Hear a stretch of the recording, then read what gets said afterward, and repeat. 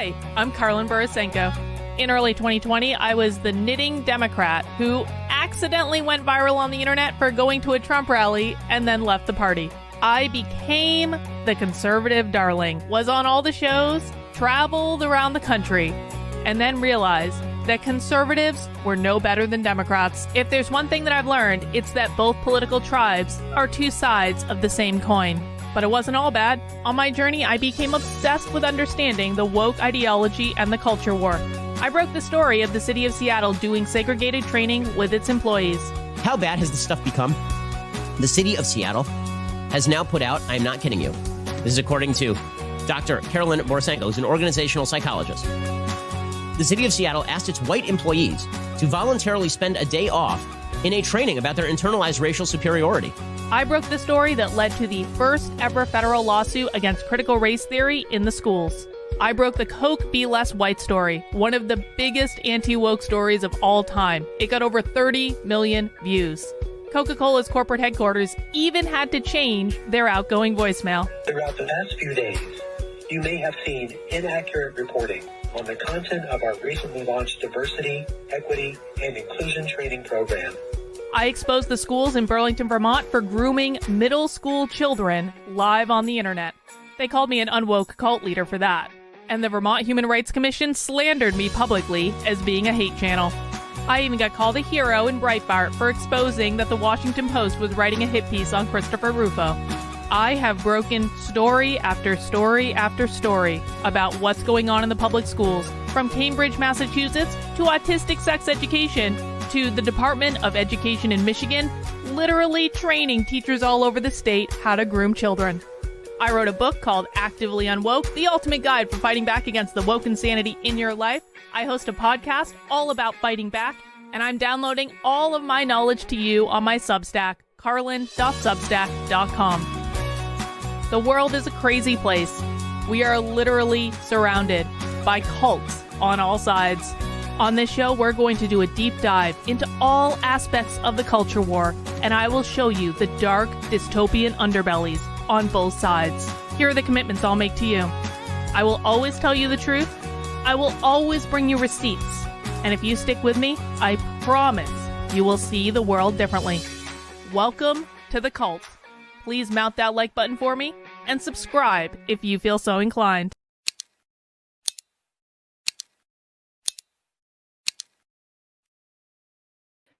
Well, happy Monday, everyone. Welcome to The Cult. The Cult is a stream that I do on this channel at 5 p.m.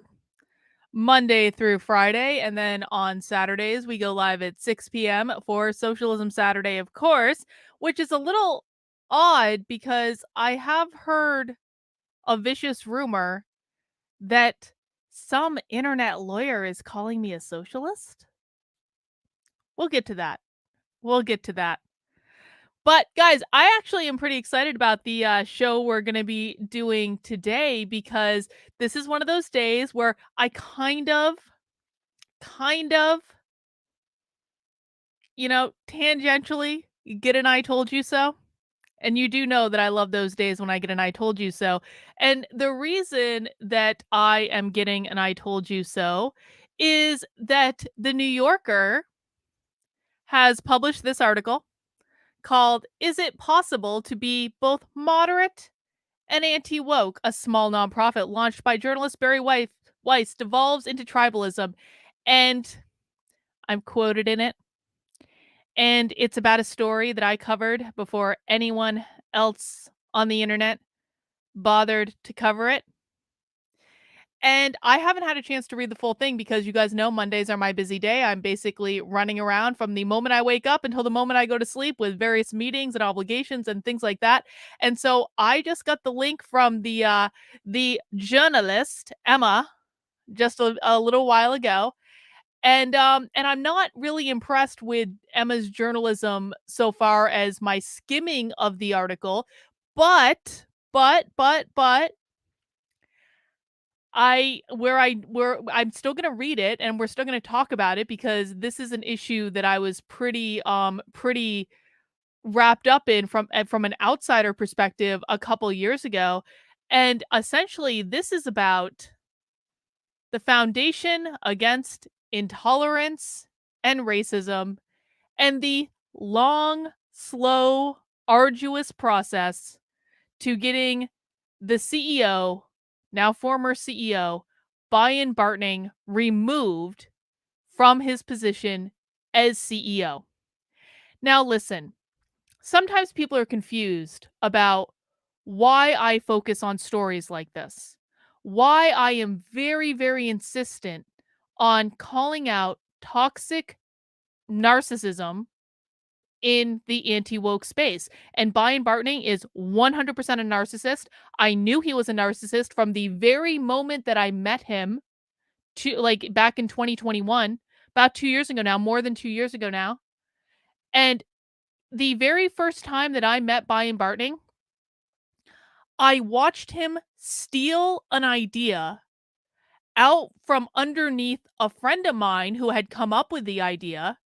Bion stole the I had never even talked to this person before. He did this all right in front of me. He stole the idea, registered the URL, declared it was his idea, and I was like, "Bro, like I know where this idea came from because I'm the one where we brought the idea to you." Like what I was so confused about what I was seeing and so I knew even before the Foundation Against Intolerance and Racism launched back in 2021, I knew I wanted no part of it because I knew that Bion was a snake. I had seen it happen right in front of me.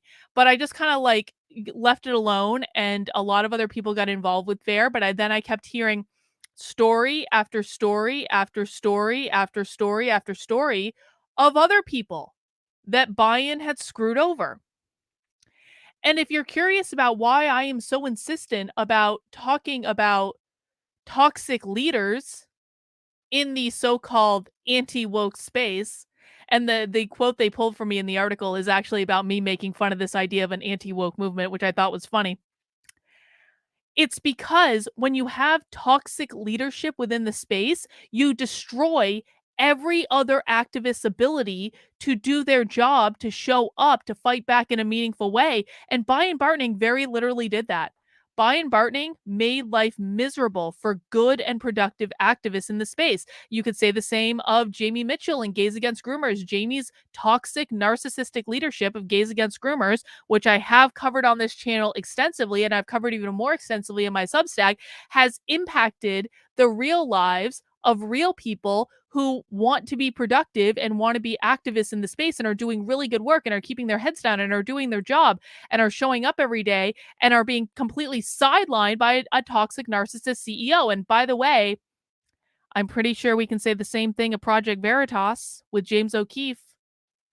There's a reason that we talk about narcissistic, toxic leaders when we have the opportunity to, because when you allow a toxic, narcissistic leader to run roughshod over an organization, you kill off your pipeline of activists and you make life more difficult for everyone else and you cut yourself off at the knees before you even get started. And so many people on the conservative right are so quick to just dismiss this, like, oh, that's just the way they are. No, it's not the way they are. Not all CEOs are like this, guys. They aren't. And so I am an industrial organizational psychologist. This is one of the areas I specialize in. I still don't know why people are so confused when I call this out in the space, since this is very literally the thing that I spent so much time learning how to do. Why wouldn't I call it out in the space when I see it? And if and in this case, just like in Gays Against Groomers, when I called that out, just like I will be proven correct in Project Veritas's case, I'm 100% sure of it.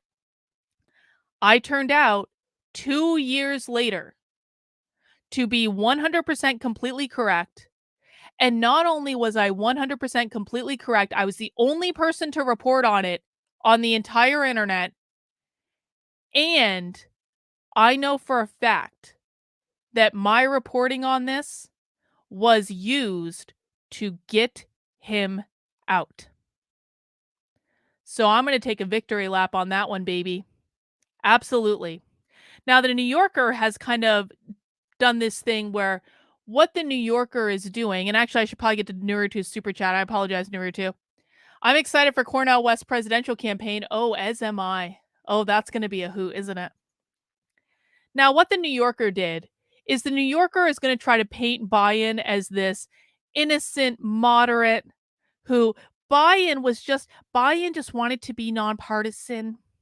He just and in a good nonpartisan like Bion just can't be successful in this evil anti-woke movement.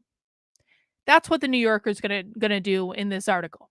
I promise you that's what the New Yorker's gonna do in this article, which is bullshit because the reason that Bion was ultimately removed from his position is he was a raging narcissist who was pissing everyone off. And he was basically like this is why, like, I'm actually not concerned about James O'Keefe going on his own and forming his new media group because when and I'm not concerned about Gays Against the Groomers either. Jamie Mitchell is going to implode that organization and it's probably going to happen sooner rather than later. Because here's the thing, guys, when you have a narcissist in the leadership position, they may be successful for a while, but eventually the whole organization is going to crash and burn around them, or they are going to piss off the wrong people, and they are themselves going to get their asses removed from the leadership position of the organization, which kind of seems like what happened with James O'Keefe. I'm just saying. I'm just saying. Jen, thank you for the super chat. Oh, FAIR, the Foundation Against Intolerance and Racism. In this case, narcissistic socialism, Dr. K. Dow, I remember. Well, I wouldn't go so far as to say socialism. I think Bion is definitely a liberal. He's a lefty. But he was also completely ineffective as the CEO. He was completely ineffective, I think, at quite a few things. And quite frankly, Bion was overtly toxic and pissed off a lot of people. And, I'm sure we're going to find out more in this article. I'm excited to read it. That's basically what we're going to do on the stream today, guys. Please mount that like button for me. And what I'm going to do is I'm going to provide additional insight into certain elements of this article because again, I haven't read the whole thing, but I did scan it and and I know more about some parts that were covered in this article than Emma Green wrote, and I have additional insight. Also, Emma just got things overtly wrong, like really wrong. Our friend Gabrielle Kino, Gabs is mentioned in this too. Tell Gabs she's in the New Yorker today if she didn't know. So that's what we're going to do today, guys. We're going to read this here article and I'm going to provide a little bit of additional commentary. And I'm just going to remind everyone again, I was the first to report on this back in October of 2021. And I did a whole series of articles about here are the problems at FAIR. And I tried like hell to get other whistleblowers to talk, and it just didn't work at the time because everyone was afraid of Bion and they wouldn't talk. Now, many of the people that I was talking to at the time are quoted in this article. So we'll see what they have to say. And so then I did an update post on March 8th, which is when Bion ultimately got removed, was back in March. And how they're framing it is like, I think they framed it as like, oh, he resigned just to like move on to new things or whatever, but he's still a member of the advisory board. Man, I've got info on that as well. We'll see what the article has to say about that. But no matter what the New Yorker says, the reason Bion was removed as CEO, and he was removed, this was not like a voluntary thing, they forced him out, is because he is a raging narcissist and he was making everyone's life difficult and the organization was imploding around him and he did really effed up things that we're going to talk about. And that's just the way it goes. Do I always start at 5? Yes, I do always start at 5. But the good news for you, Brian, is I generally do a little pontificating prior to getting into the meat of the stream. So you can show up 7 minutes late, bro. It's all good. It's all good. So guys, as a reminder, if you want to be up to date on the latest information that you need to know, sometimes years ahead of when the media reports it, you do want to become subscribed to my Substack, which is Karlyn, Karlyn unwoke.substack.com. It should be in the description on whatever platform you are watching on, or you can just go to the link directly. And my Substack is where I cover news and information about the anti woke space. I break down the woke ideology. I do original reporting that no one else on the internet is doing. And I try to keep you up to date on the most important things that I think you need to know about the woke ideology, because I'm trying to basically download all the knowledge I have in my brain about being like immersed in this space for over 3 years. I'm trying to create as many me's as possible. I'm trying to download as much information as I can out to all of you. You can help me out and support the work I'm doing by making sure you're subscribed for free, certainly. But if you want to support the work I'm doing, you can sign up for $5 a month, $50 a year. I am completely 100% funded by you. There are premium articles and resources available on the Substack that are only available to premium subscribers. Signing up as a paid subscriber will also get you access to the 2 Zoom calls that I do every single week. We have one coming up at 7 p.m. tonight. We have them on at 7 p.m. on Mondays and at noon on Wednesdays. And so you can come and have a private, unrecorded call with me and my community. It is the most sanity inducing time of the year. Everyone is welcome. You can come talk about whatever you want to talk about, or just hang out with some like-minded people on the internet. You know, we don't always agree on things, contrary to the rumor started on the internet. We don't always agree, but where we do agree on is that we will not become addicted to outrage porn. We will not, be like riled up about every single thing. And even though we have disagreements, we still walk away as friends because we're able to have discussions without attacking each other, without demeaning each other, without belittling each other, without name calling each other, things like that. And so come and check out the Zoom calls for yourself if you're a paying member. And if you want the link for the Zoom call on the Substack, it is at the bottom of this here Unwoke Roundup newsletter. Scroll all the way down to the bottom past all the stuff, and you'll get access to your supporter perks. And the link for the Zoom call is under there. You can also find the link to our Bitchcraft call that is going on Saturday. We do a monthly Bitchcraft in the community, and that's basically a time where you can show up and bring your craft of choice, whether it be knitting. I, of course, will obviously be knitting as the far most superior craft, but you can, if you want to quilt, if you want to sew, if you want to draw, paint, clean your gun, fold your laundry, just come hang out. You can even crochet. We're going to do that at 7 p.m. on 7 p.m. Gosh, 3 p.m. on Saturday. 7 p.m. is for our Zoom call tonight. All right, guys, with that out of the way. Oh, by the way, one more thing. I heard rumor. I heard a rumor. Well, our friend Joe at Good Logic has his fees in a bunch over the stream I did yesterday, and he did a reaction to it on his channel. And I'm not going to watch it because I just don't care enough to watch it. But what I will say is I heard a rumor that Joe called me a socialist. Can anyone confirm that Joe called me a socialist with like a timestamp? Because I would be interested in seeing that bit of it, because I'm sorry, like I have not seen it myself, so I'm going to go with the allegedly he called me a socialist.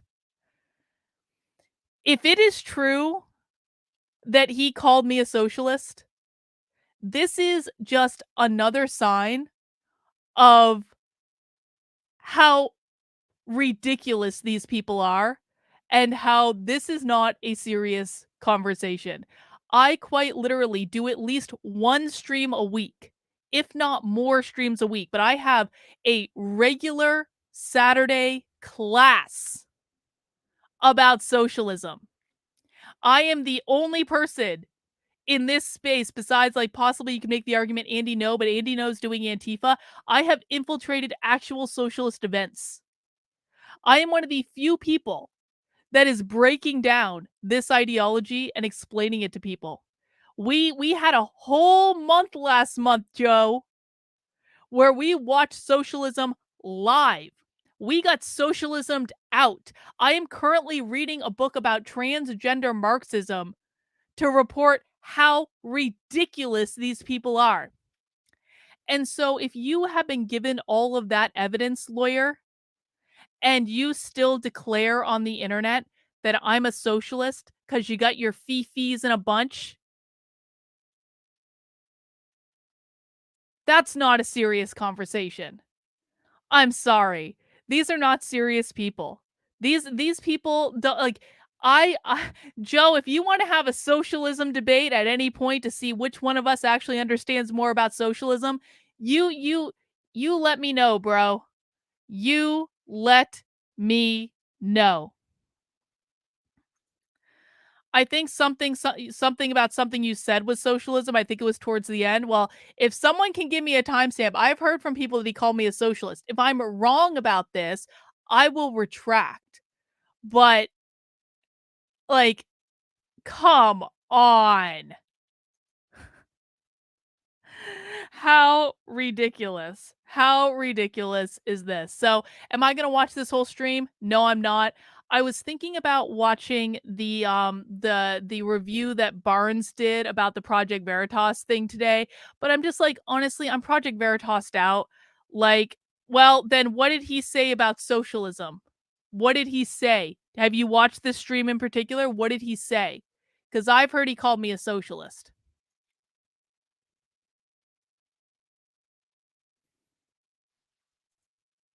It wasn't as bad as I expected. In fact, he agreed with Carlin on a lot of things. The most unexpected part was how riled up he got. Yeah. I don't know, man. I don't know. But I don't plan on watching this. Will I watch the Barnes thing? I mean, maybe. I don't know. I've been you know, I don't know. We'll have to see. We'll have to see. Yeah, but like go forth and conquer. Anyway, guys, let's get into the meat today, which is to read this article from the New Yorker. And I am using an archived version of this article because I'm sure as shit not paying the New Yorker money. That's absolutely not going to happen. But let's read what Emma had to say about. Oh, Barnes talked about me.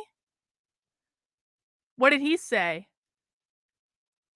By the way, guys, just here's another fun fact for all of the lawyers who are backseat lawyering about this situation. James O'Keefe was still getting paid by Project Veritas, provably, when he formed his new organization. James O'Keefe was absolutely 100% still on the payroll. Oh, well, all the more reason. James O'Keefe was absolutely 100% still on the payroll when he formed his new organization. So, any internet lawyers who are backseat lawyering and saying that James O'Keefe was fired on the 10th because he was put on unpaid leave are lying to you because James O'Keefe was provably on the Project Veritas payroll until February 20th. And there is a distinct possibility, though I don't know this for sure, but there is a distinct possibility that his benefits were still getting paid for after that. So if any internet lawyers are telling you anything differently than that, they are lying to you and haven't done their homework and don't understand what they're talking about. I'm just saying.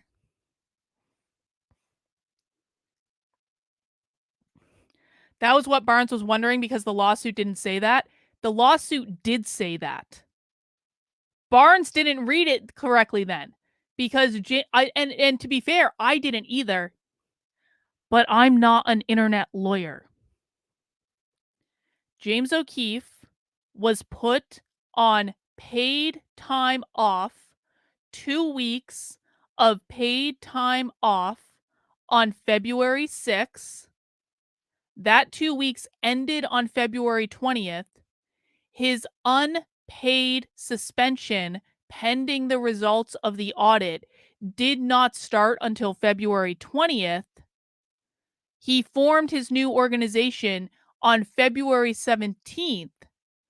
While he was still trying to pressure the entire board and most of the leadership at Project Veritas into quitting. While he was still on the board, while he was still getting paid.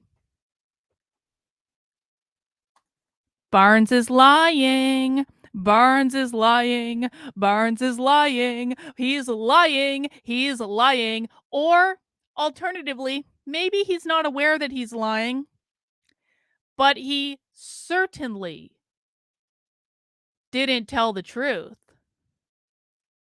He certainly didn't accurately review the details of what happened. And again, I I know this. Nope. Wrong. Wrong. Barnes is wrong. Wrong. Provably wrong. Okay, let's do this. Hang on. Let's do this real quick. Fine, we're going to do a little Project Veritas today.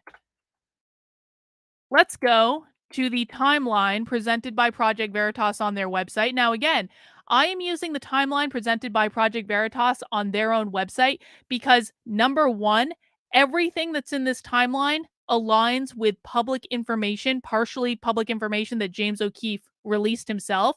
But two, it's the only timeline that exists because James O'Keefe hasn't released a timeline. So let's refer to this.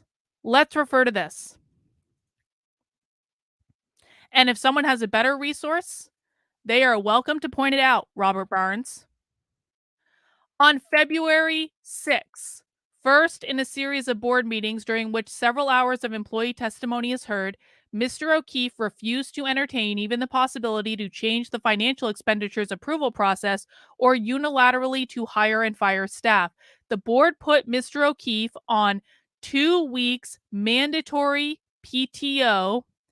PTO stands for paid time off to investigate the issues.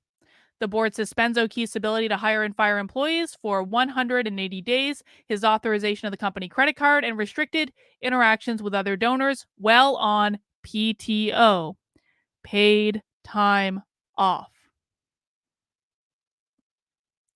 On February 10th, the board meets. Mr. O'Keefe failed to attend. Interim financial investigation is presented. Mr. O'Keefe is suspended from the board without pay, effective upon the expiry of his PTO on February 20th. That means that James O'Keefe was 100% still on the payroll up until February 20th. If he was still on paid time off, that means that he was still on the payroll. That means there is no universe that exists in which James O'Keefe thought that he was fired on February 10th. Because guys, not only when you're fired, they not only don't let you waltz back into the building 10 days later to give a 45-minute going away speech, they also don't keep paying you. His unpaid suspension started on February 20th. And again, a little birdie has told me, I don't have confirmation of this, but a little birdie has whispered in my ear that it is not out of the realm of possibility that James O'Keefe was still getting benefits paid from the organization even after that date. So, if Robert Barnes said that James O'Keefe was fired on February 10th, he's not telling you the truth. If Robert Barnes said that James O'Keefe stopped getting paid on February 10th, he is not telling you the truth. It is a provable lie because he was getting paid. He was on paid time off, and there is no universe that exists in which James O'Keefe thought he was fired on February 10th back in February. That is a story that he has concocted since then to align with what he wants the timeline to say. I'm sorry, guys. I'm sorry. Calendars don't lie. And I would bet all the money in my bank account that Project Veritas has documentation to back this up, and James O'Keefe doesn't have documentation to back it up. Well, Anything that's not February 10th means that James O'Keefe broke his employment agreement when he formed OMG Media on the 17th, because James O'Keefe was 100% getting paid on February 17th. So when does Barnes think he got fired? Because anything prior to February 17th, and we know he was in the office on February 20th, so he wasn't fired then either. Anything prior to then, James O'Keefe provably broke his employment agreement.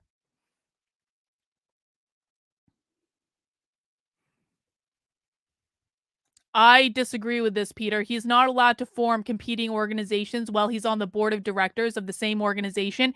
And James O'Keefe did a media tour promoting his organization in March, and he was still on the board of directors when he did it.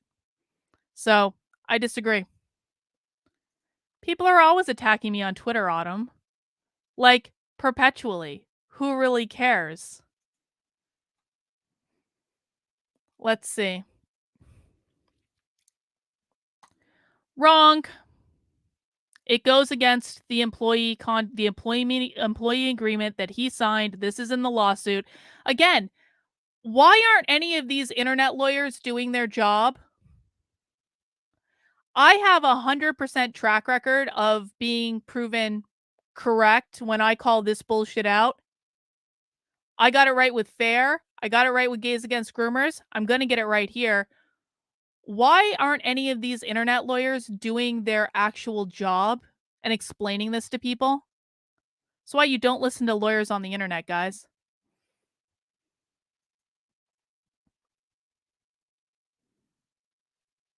No, it wasn't because of that. It wasn't because of that at all.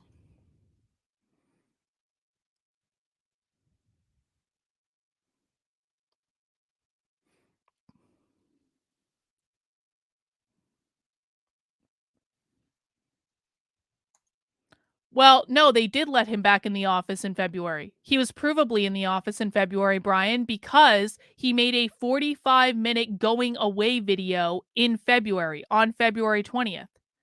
If he had been fired, he wouldn't have been able to do that. Anyway, so that's the update there. Maybe I'll listen to the Barnes stuff.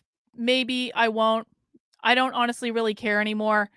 I don't like, if there's anything that this situation has proven to me, it's that internet lawyers like don't do their own homework. And by the way, these particular internet lawyers probably could have just like called people at Project Veritas to get more information and talk to them just like I did.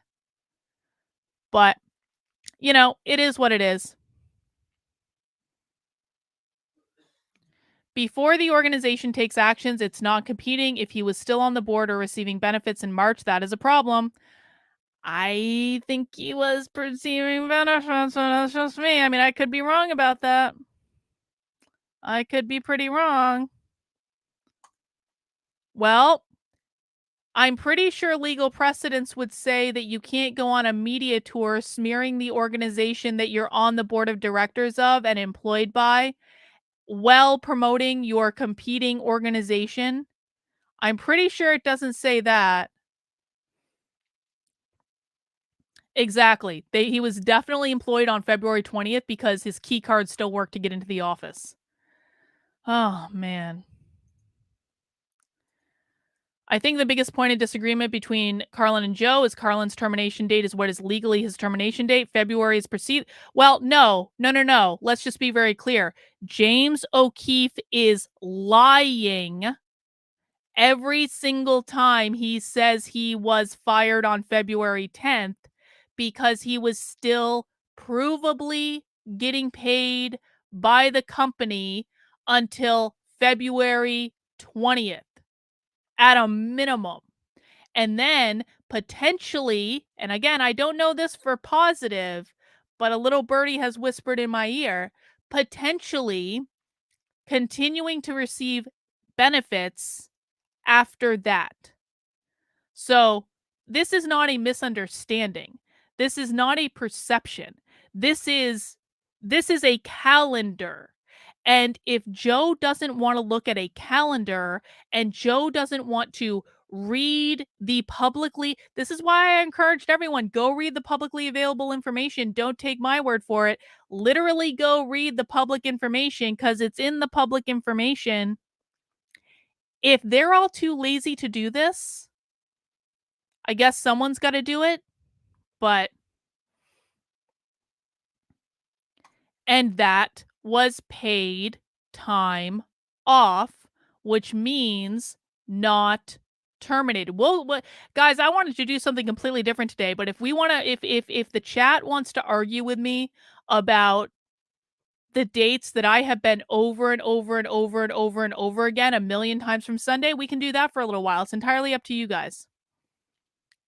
But I would encourage all of you again to do your own homework, to look at the public information, to break out a calendar, because when he was suspended from hiring and firing employees for 180 days, he was also put on 2 weeks of paid time off.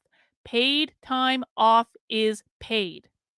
And when he's running around firing people that he is not authorized to fire and lying about it, that's a problem that Joe has no solution for. Listen, in Joe's world, James O'Keefe should be allowed to do whatever he wants because he's James O'Keefe, okay? He's James O'Keefe, and that means he should be allowed to do whatever he wants, even if he's firing the CFO that is investigating his financial malfeasance. That doesn't matter because he's James O'Keefe, okay? We're worshiping James O'Keefe. James O'Keefe can do no wrong because he is a hero and he does everything. And he was doing everything at Project Veritas. He was doing all the journalism by himself. No one else was doing anything. He was producing everything by himself. No one else was doing anything, okay, according to Joe.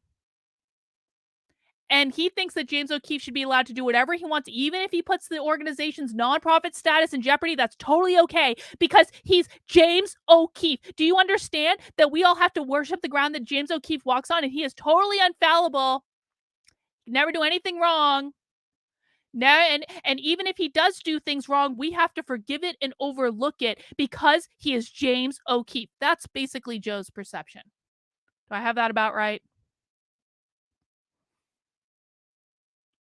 Let me see.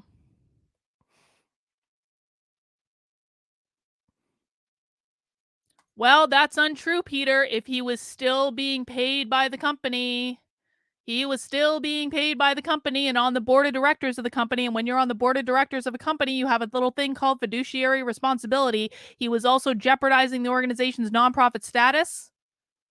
Like, he had plenty of trouble on February 17th.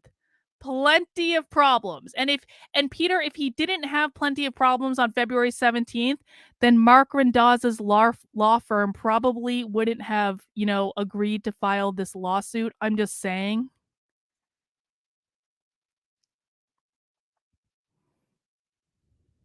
Let me see, going through the chat.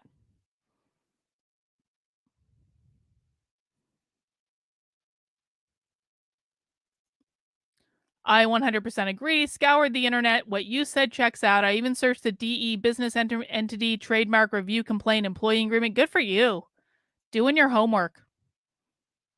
All right. It seems we've gotten that out of our system. Everyone's on the same page. Good Logic is full of it and didn't read publicly available information. It sounds like Robert Barnes is also full of it. Also didn't read publicly available information. I may or may not watch their reactions and dunk on them just like I dunked on Viva Robin DiAngelo. We're going to have to see. But for now, we are going to turn our attention to the original topic of this here stream, which is the other time that I was absolutely correct about a narcissist running an organization in the anti-woke space. I wonder where Joe and Viva Robin DiAngelo and Robert Barnes were when I exposed this 2 years ago when no one else was talking about it. That jackass truly claimed that his chat didn't attack me. His chat was quite literally doxing a friend of mine. Fuck that guy. He can eat a dick. All right, we're still on Project Veritas, I see. What are you talking about? You're twisting what I said. There are many reasons he's in trouble. No, Peter, I disagree with you.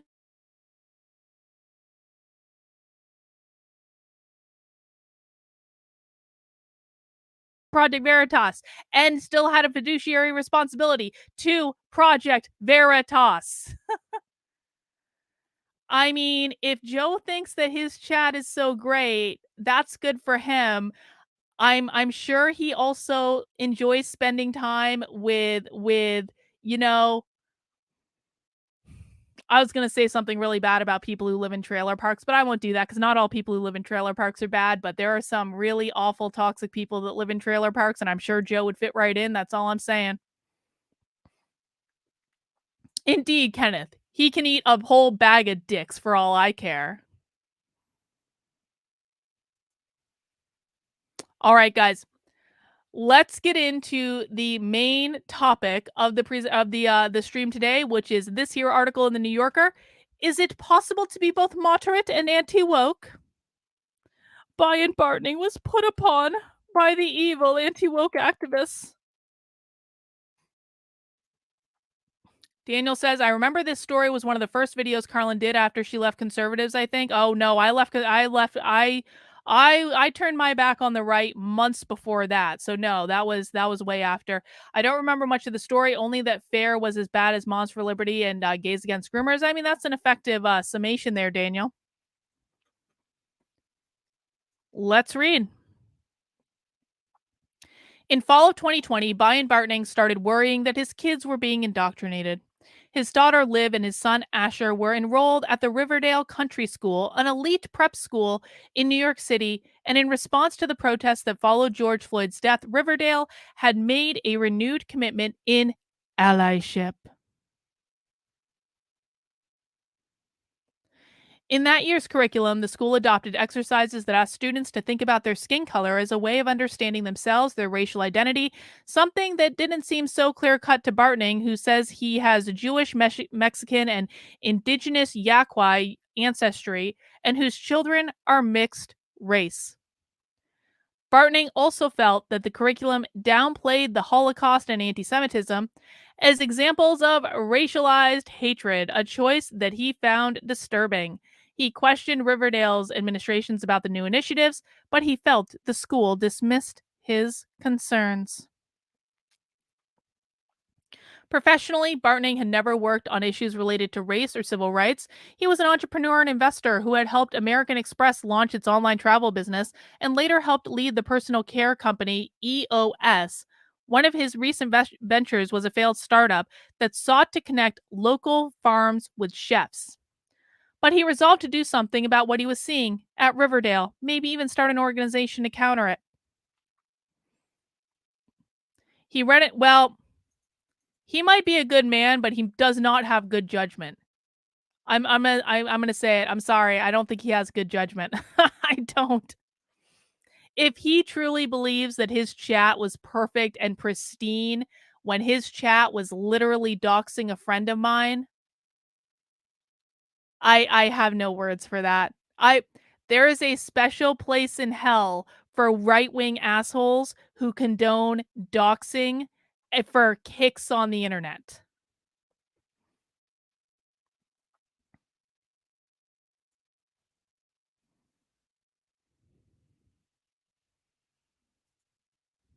Anyway, Bion wanted to do something about it.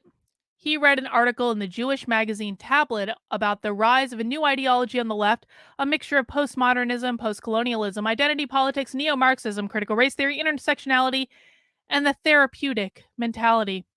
And another parent offered to connect with him with Tablet's editor and the author of the article, Barry Weiss.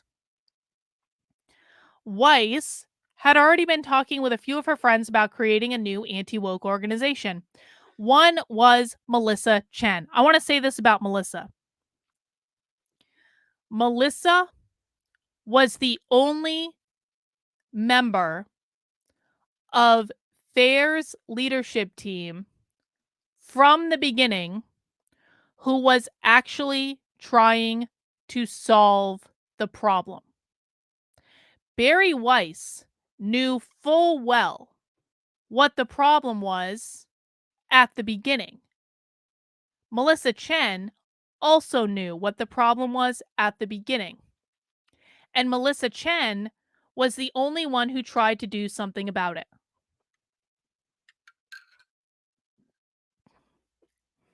So, as much as I might have shade on many of the people involved in this situation, Melissa Chen is not one of them. But there was only so much she could do because there were 3 people on the board of FAIR. It was Bion Bartning, Barry Weiss, and Melissa Chen. And if Barry Weiss is voting alongside Bion Bartning, ain't nothing you could do. Barry Weiss, in this case, lost so much of my respect because she allowed this to continue on for 2 years longer than it actually needed to. There were far more than 3 to 5 people doxing my friend in his chat. Significantly more.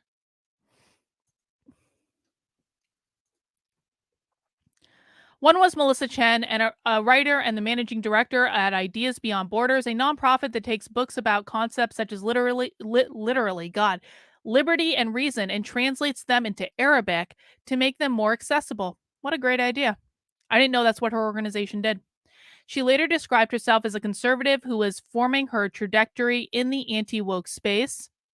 Another was Peter Boghossian, a former professor best known for getting absurd papers about subjects such as dogs perpetrating rape culture at a dog park, published in feminist and postmodern academic journals to expose what he saw as corruption in scholarship, and who has earned some prominence as a public intellectual defending free speech and opposing illiberalism.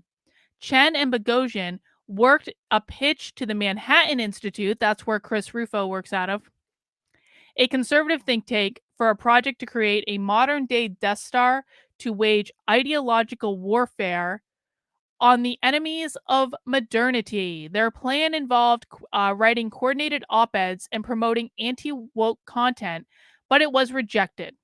Weiss and her friends also sought advice from Niall Ferguson, a historian at the Hoover Institution, about the best way forward.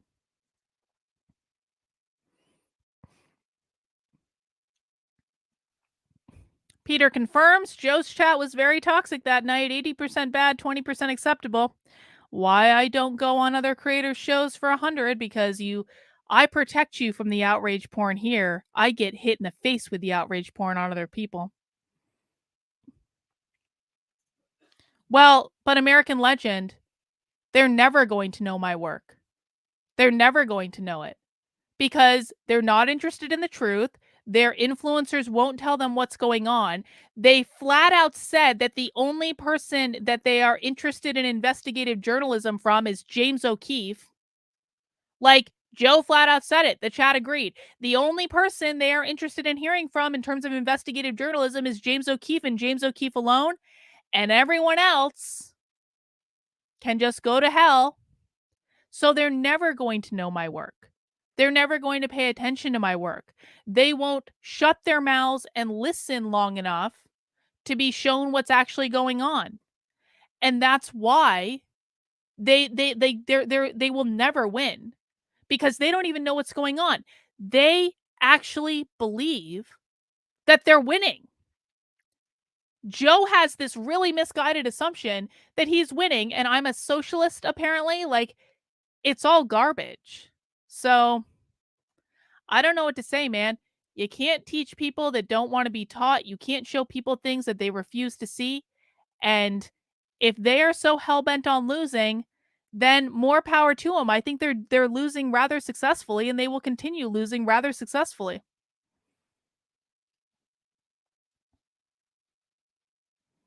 Yeah, the chat is going crazy on my end too, guys. I don't know what's going on there, but we're just gonna keep moving.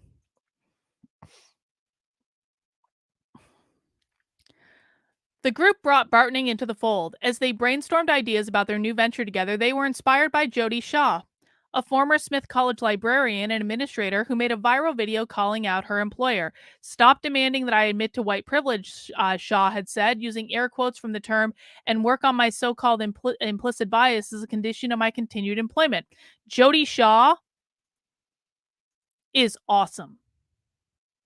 Jody Shaw is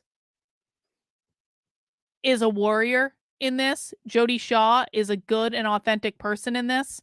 And I consider her a friend. I think she's a good egg.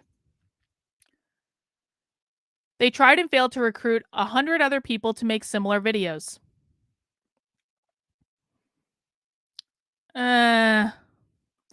Bartning also toyed with having Shaw help him build a website. How I met Bion Bartning was through Jody Shaw.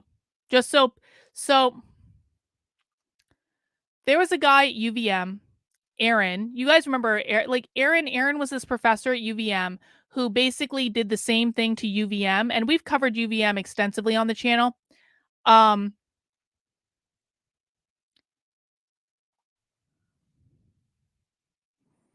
Well, so you're admitting, Peter, that they don't actually care about the truth. I mean, that kind of confirms that they don't care about the truth, doesn't it? Anyway, I knew Aaron, the professor who called out UVM for the same nonsense. Aaron was friends with Jody Shaw, and it was through Jody Shaw that I met Bion Bartning.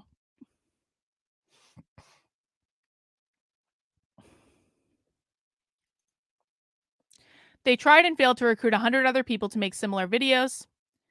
Bartning also toyed with having Shaw help him build a website called the Honest Dish, a kind of alternative to the Drudge Report, but ended up scrapping that content too. Eventually, they settled on a name and strategy. The organization would be called FAIR, the Foundation Against Intolerance and Racism. The name was an initial act of defiance, implicitly painting the group's opponents, self-described anti-racist, as the real racist. Well, if they had actually done that effectively, then that would be another story. The founders' dream was for the group to replace the ACLU as America's new defender of civil liberties, a mission they believe the ACLU had abandoned. The ACLU has abandoned that mission. Although I have to give the ACLU credit because every once in a while, the ACLU actually mysteriously does the right thing. Who did they speak up for lately? I forget who it was, but the ACLU actually made a correct call lately about journalism. I forget exactly who it was, but the ACLU actually does still defend freedom of the press to a certain degree, which I think, I guess it's better than nothing. But the ACLU has largely abandoned its responsibilities. The vision involved a three-prong approach: legal advocacy via letters and lawsuits, grassroots advocacy via a network of volunteers, and education about the issues spread through projects such as explainer videos and trainer programs. Yes, it was Project Veritas. It was the ACLU spoke up. It would not O'Keefe. Guys, you've got to stop. You have got to start separating James O'Keefe from Project Veritas. You really do. But the ACLU recently did support Project Veritas.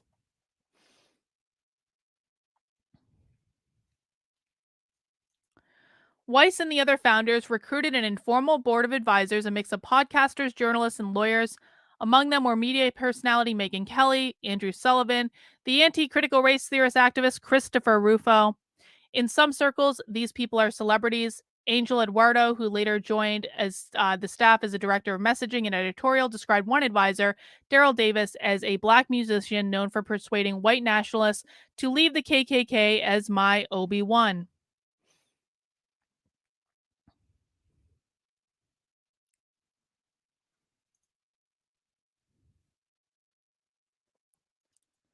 FAIR launched in March of 2021.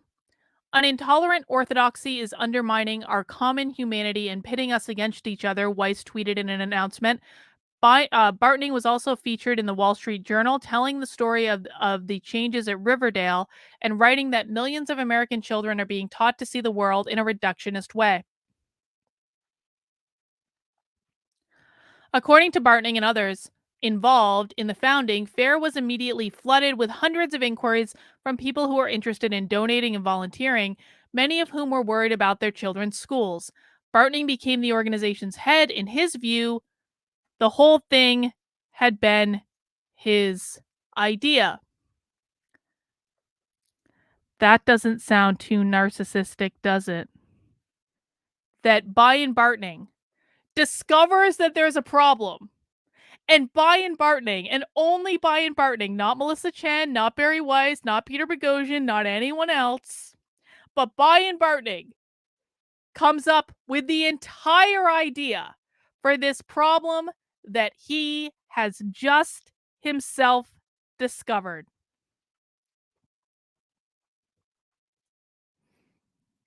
The other founders were fine with the arrangement. Chen had her nonprofit and Weiss was launching a new media company. They were too busy to run FAIR anyway. So, here's something that I'm going to bet you this article doesn't cover. When Bion Bartning formally registered the organization as an organization, he also named a board of directors. For the longest time, and this is not to be confused with the advisory board, at FAIR, and I don't know if they've changed it now, but what I'm talking about is like back in 2021, there was an advisory board, which is basically like celebrities that may or may not actually do that much. And then there's the board of directors, because every nonprofit organization, and FAIR had not yet attained nonprofit status, but it was trying to attain nonprofit status. Every nonprofit organization has to have a board of directors. The advisory board was public information. The board of directors was not public information. And it was like a Herculean goddamn effort to figure out who was actually on the board of directors at FAIR back in 2021. And the reason it was a Herculean effort was because it is my understanding that Barry Weiss and Melissa Chen didn't know that Bion, when he had registered the organization, put them on the board of directors. So it was like done in secret. And then they learned about it later. Now, this is a problem because when you have a fiduciary responsibility for an organization, but you don't know that you're on the board of directors, can you guys see how that would be problematic? But it was really convenient for Bion, because if people don't know they're on the board of directors, they can't provide any oversight, can they?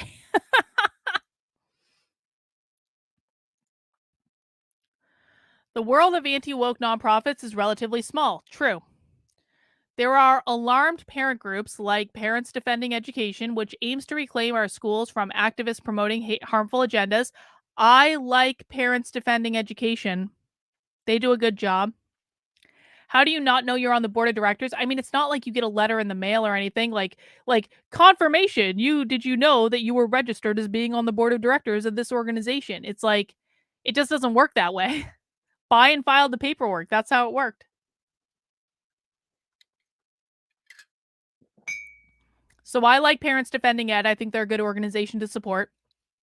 There are anti-racist groups like Free Black Thought. I think Free Black Thought, like, I don't know their work that well, but I think that what I've seen, they do a fairly good job with the mission of uplifting heterodox Black voices. And there are the catch-all groups that purport to oppose any kind of ideological orthodoxy, such as the Institute for Liberal Values. I don't know that much about the Institute for Liberal Values, to be honest. Few of these groups have true influence. The most effective actors in the anti-woke space tend to be overtly political. The activist group Moms for Liberty, boo, hiss, hiss, boo, boo, boo. I don't like Moms for Liberty. I don't support Moms for Liberty. I think Moms for Liberty has done a lot of things that are mostly about promoting the brand of Moms for Liberty and not actually related to doing real activism in the space. And Christopher Rufo, whose rhetoric seems to have single handedly shaped the way conservative politicians such as Florida's Governor Ron DeSantis takes a stand against progressive movements. Chris Rufo, of course, has done a great job. And by the way, I don't actually think Chris Rufo's like that conservative. Like, if like I think he leans more in that direction, but he's not like a conservative's conservative, but he knows how to speak conservative. And I think he perceives, and this is just my impression, I could be wrong about this. I think he perceives the conservative right as the most, the way that he's going to make the most progress in achieving his goals. But I don't necessarily think he himself is actually a full conservative. I could be wrong.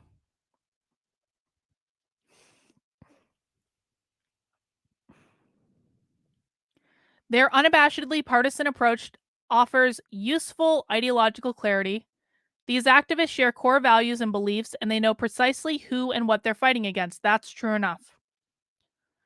Bartning, though, felt strongly that FAIR should take a nonpartisan stance. By nonpartisan, he means liberal.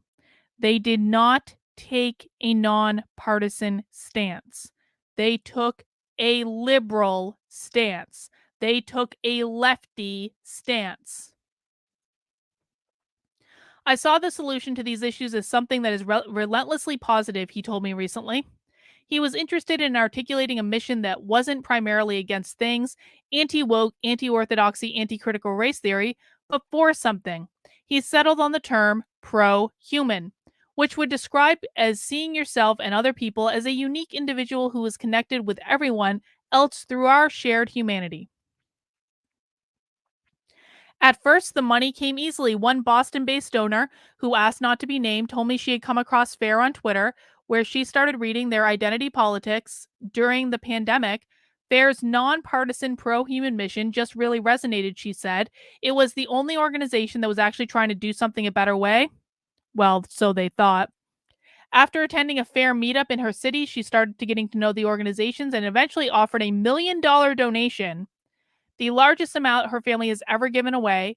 Ken Schwartz, a former AIPAC volunteer who supported FAIR, told me that Bartning, without a lot of experience, raised a hell of a lot of money for the organization. Bion Bartning did not lack experience. Bion Bartning was a seasoned startup bro. Bion Bartning had raised money before. Bion Bartning had business connections before. Saying that Bion Bartning lacked experience is not accurate. I'm sorry. But this is also another reason that I do think it's important to discuss toxic leadership, because that $1 million gift went to an organization that was never going to fully capitalize on that $1 million gift.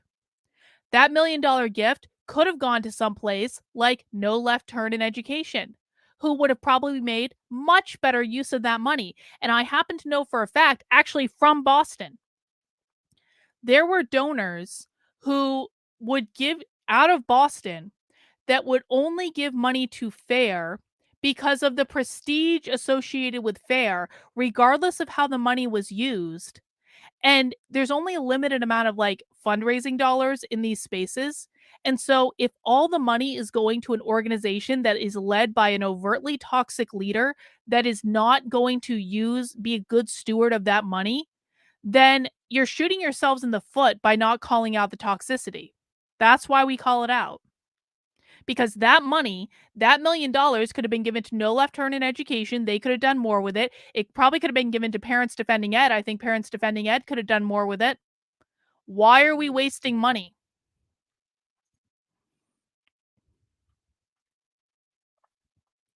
But it was Weiss, more than anyone else, who was clearly the group's big draw. She brought in a $500,000 donation from Harlan Crow, the Texas real estate developer who ProPublica recently reported paid for years of undisclosed vacations and private jet travel for Supreme Court Justice Clarence Thomas. Susie Edelman, another donor who gave FAIR $1 million in 2021, wrote in an email to Weiss, "It's your courage that inspired me to join the movement, not just to reform what's been captured, but to build new, wonderful things." I know Weiss a little bit. We've hung out in professional settings a few times over the years. When FAIR was founded, she had just left the New York Times in a very public way, and she was focused on launching new organizations. I think we are in a moment of profound change in American life in which many old institutions are crumbling or have lost trust. Yeah, guys, I can't do anything about the chat. I'm sorry. I don't control YouTube. I can't do anything about the chat. YouTube's going to YouTube. I'm sorry.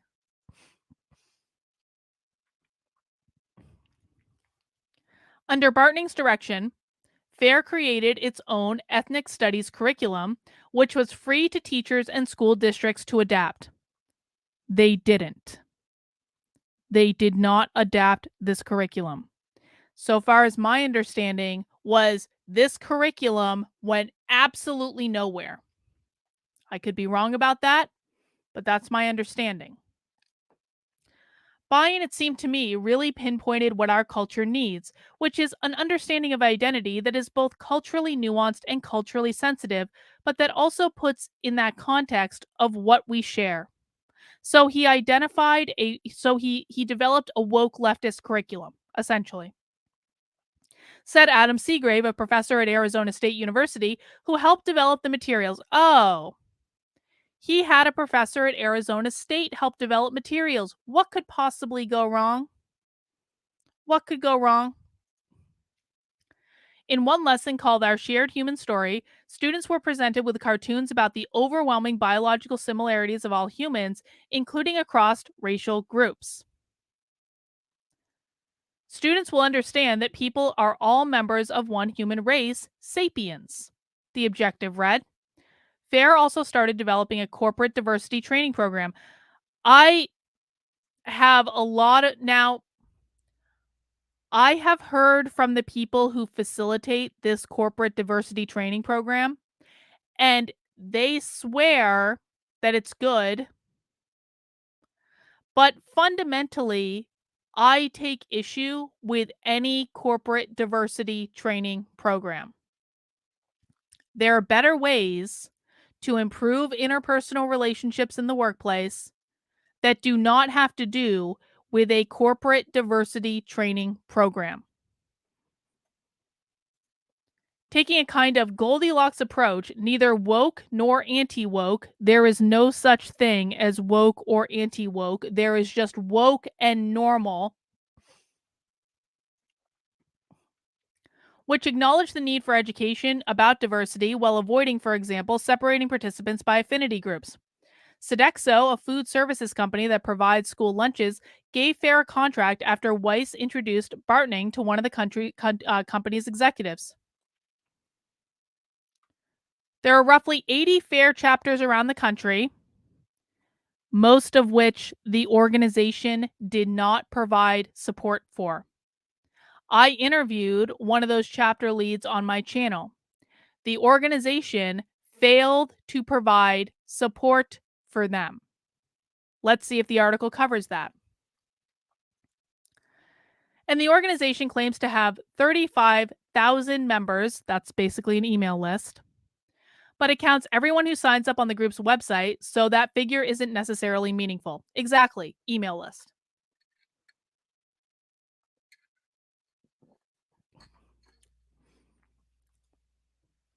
The organization's named chapter leaders all over America and then made them responsible for starting local groups without providing them support to do so. The model was challenging. FAIR was trying to achieve professional level work with volunteers, often inexperienced ones. Some volunteers found it difficult to make much progress because the organization wasn't supporting them. Rob, a volunteer state coordinator in Oregon, told me that he worked on a plan to mobilize parents to attend school board meetings, but it didn't go anywhere. I just kept spinning my wheels. He found it hard to get direction from the national office about what to focus on, ding, ding, ding, or how his chapter's work should fit into FAIR's mission. Oh, it's almost like FAIR wasn't providing support to the chapters that FAIR had formed. As time went on, volunteer chapter leaders from around the country started calling and texting Rob to vent their frustrations. FAIR was basically virtue signaling for the anti woke. It was not an organization designed to actually do anything because Bion is a narcissist and a completely ineffective leader. FAIR's main activities was talking about stuff. It produced a series of animated videos with titles such as The Media's Haste to Cry Race, narrated by Chen, and The Spiral of Science and Social Justice, narrated by conservative leaning Brown University economist Glenn Loury. They held Zoom webinars on subjects such as parental rights and K 12 education. The group started publicizing a Substack and hosting panel discussions, the bread and butter of the heterodox crowd. FAIR was preoccupied with language. Its leaders discouraged staff, contractors, and volunteers from using terms like neo-Marxism and critical race theory because they were too charged. They literally forbid the staff from using the term critical race theory. Do you guys now understand why, when there's toxic organizations in the space that are sucking in millions of dollars, taking those resources away from other far more effective activist organizations, and then doing shit like forming all these chapters that they're not providing support for and forbidding their employees from even using the term critical race theory while pretending to fight back on the woke ideology? And as a reminder, this was back in 2021, before most people even knew what critical race theory was. Do you guys see why we call out these organizations?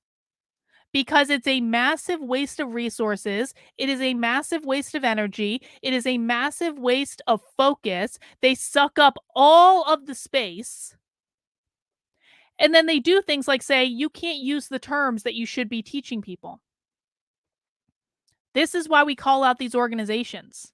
And so I don't ever want to hear again, well, Carlin, you're just creating too much infighting. And if they're doing good work, then why don't we just leave them alone? Well, they're not doing good work. They're not doing good work. Provably. And guys, not for a lack of trying, I think, on the staff level. I don't blame the staff for any of this. I know that a lot of people went to work with FAIR, had high hopes about what this thing could be. But sadly, the leadership was not something that was ever going to create a successful organization. Oh, good, Reagan. Maybe we'll do that at the end. What a moron. I'm sorry. By the end of the summer of 2021, there was discontent brewing. The organization had around a half dozen staffers and contractors who mostly answered to Bartning. A few workers started chafing under his leadership, complaining that they felt simultaneously micromanaged and unable to get clear direction on projects. They started calling anyone who had any contact with Bartning or FAIR and compiling a dossier of complaints. I remember this. This is also something I had heard about at the time. Jason Littlefield, an employee at the time who contributed to the dossier, told me that Bartning seemed to see similar organizations as competitors. Yes, he did.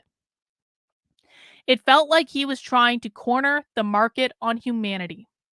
I agree. Paul Rossi, a former private school teacher, also Paul Rossi and Jason Littlefield are like good people. Like 2 thumbs up for them.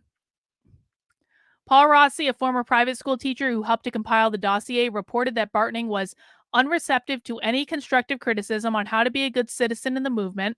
Leaders of other organizations in the broadly defined anti-woke space were willing to promote FAIR's work, but felt like FAIR wasn't willing to promote theirs. Fact check true.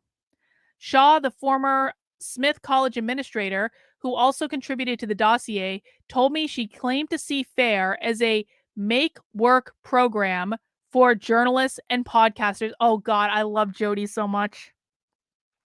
Yeah, all that's true. Oh, here's the part about me. Some of the complaints started appearing online. Gabrielle Clark, a Black Texas mom who claimed that her 12th grader was required to identify himself by his race and class. I literally have the slides from the class this happened in. This is not theoretical. This is not a claim. I quite literally posted the entire slide deck on Twitter. But sure, New Yorker claimed. Gabrielle Clark, a Black Texas mom who rightfully asserted that her 12th grader was required to identify himself by his race and class, did a YouTube video with me, an anti-woke activist. I do not consider myself to be an anti-woke activist. I consider myself to be an unwoke activist, New Yorker, to talk about her experience with FAIR. She asserted that the organization, which had raised money for a lawsuit on her behalf, asked her to remove positive references to Donald Trump from her Twitter feed. Bartning denies this. Bion Bartning is a liar. I know of another activist that went to work for FAIR, and Bion told this person that they had to remove references to Ayn Rand on their own website. So this person had like a personal website, and they had like an Ayn Rand quote. And Bion told her that in order to be a consultant with FAIR, she had to remove the Ayn Rand quote from her personal website. She's doing great. Borisenko published a series of posts on her Substack about FAIR, being the only person to report on this matter because all of conservative media lied to their people about FAIR, insinuating the organization was sketchy. Oh, I think I did more than insinuate it was sketchy. I think I was pretty clear about what it was. There is no real anti-woke movement, she wrote to me in an email. True. There are just a lot of organizations competing for money and media attention, constantly infighting and throwing each other under the bus. FAIR seem to want to rule the space and get as many of the big names associated with them as they could. All true. Still true today.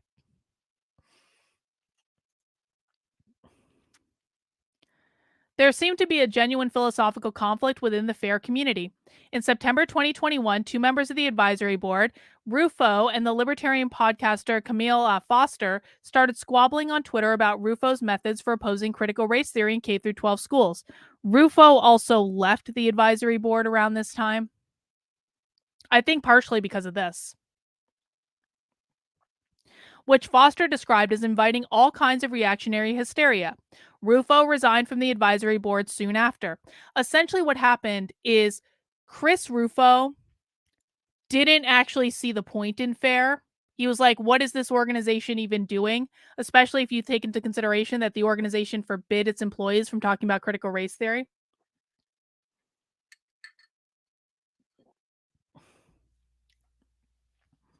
Thank you, Reagan. I really appreciate that. Philip encouraging people to touch the like button in a platonic way, in a consensual way, in a non-sexual harassment way. Thank you, Philip. Or you can mount it if you want. The like button doesn't mind. I promise. It's inanimate. The question with FAIR that I had was, what are the substantive wins this organization has accomplished? And it was very hard for anyone to explain this, Rufo wrote to me in an email.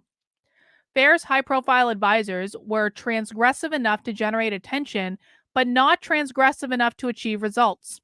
It's almost worse than doing nothing, as it creates the illusion of action and absorbs political energy that would be better spent somewhere else. This is why we love Chris Rufo. I don't necessarily agree with Chris Rufo on everything. I certainly don't agree with Chris Rufo about Ron DeSantis. But I love Chris Rufo because at least he understands that when you have limited resources, you have to marshal those resources in the best possible way. Later in the conversation about FAIR on Megyn Kelly's podcast, Rufo criticized the organization's attempts to create alternative diversity training. It's such a fundamentally failing strategy, he said. Speaking of progressives, he added, it legitimizes the institutional structure. It legitimizes their bureaucratic approach, their bureaucratic authority, and it legitimizes a background concepts that they use in order to achieve power and push their ideology. Even Weiss, whose name and connections helped FAIR get started, quietly pulled back. In June of 2021, she had done a webinar with Davis, another advisory board member, charging FAIR a fee of $10,000. Afterwards, I was like, this is just too soft for me, she told a couple of organizations' top leaders. FAIR is not the way that I communicate. It also feels false to me, not false in a malicious way, not false in a straightforward way, and frankly, not muscular enough. Well, this is interesting. So they're saying that Barry Weiss, in June of 2021, started to quietly pull back from FAIR. That's because Barry Weiss didn't know that Barry Weiss was on the board of directors. Because there ain't no other explanation for it. You can't pull back when you're on the board of directors, guys. In February 2022, 18 FAIR staffers traveled to Miami for a retreat, joined by donors, volunteers, advisory board members, and contractors. Many stayed at Mr. C, a luxury hotel in Coconut Grove, helping themselves to the room's minibars. They also took an open bar yacht cruise around South Beach. Did I have fun doing that? Yes, one former employee who asked not to be named told me. Did I and other people look at each other and say, what the fuck are we doing? Here's all of our donors giving us a gift to fight racism. It's like we haven't fucking done anything. In recent months, another conflict had arisen within the organization. A group of staffers and contractors felt strongly that FAIR should take a definitive stance on some of the gender issues that were starting to dominate the news. FAIR hosted a webinar about the subject in late 2021 called Gender Ideology Problems and Pro-Human Solutions. The lineup featured figures such as Abigail Schreier, a member of the FAIR Advisory Board, whose book, Irreversible Damages, is about what she describes as a craze to convince large numbers of girls that they are transgender. During the introduction to the webinar, Bion explained, we talk a lot at FAIR about the issue of race essentialism. We haven't really talked that much about what some call gender ideology in schools, but from my experience, the two go hand in hand. Well, Bion is right about that, but probably not for the reasons that he thinks. Still, several people at FAIR. Okay, so at this point, Christina Buttons was working at FAIR. And Christina Buttons wanted to deny that there were any problems. But the fact that Bion wouldn't speak out about gender ideology really pissed her off. And I think it was one of the reasons she left FAIR.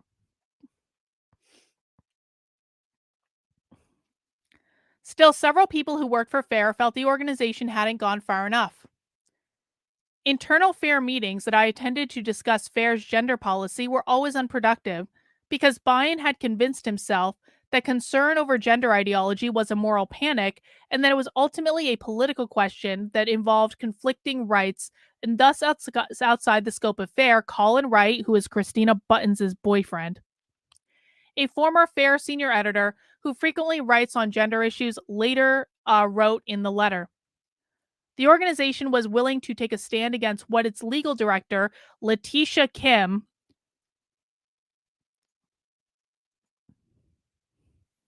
I have opinions about Letitia that I'm not going to say on the internet. I'll just leave it at that. Later called issues of compelled speech and gender stereotypes, schools requiring students to state their pronouns, for example, or teaching that boys should gravitate towards teaching that boys who gravitate towards dolls and princesses could be girls. But it wasn't willing to touch other questions, such as whether kids who identify as trans should be allowed to medically transition. Wright and his colleagues felt that FAIR was failing its followers by not weighing in on such conversations. In other words, the anti-orthodoxy organization was struggling over how orthodox to be. Chapter leaders and other volunteers were desperate to know FAIR's position on gender ideology because many were parents with young children concerned about their safety, Wright wrote. In my experience attending welcome meetings for new FAIR members, the clear majority were primarily concerned about gender ideology over race related issues. That's because the media cycle changed and the media started focusing more on gender ideology. In 2021, the media was pretty focused on like critical race theory, but at some point things started to shift where they became more interested in gender ideology. At this point, excuse me, guys.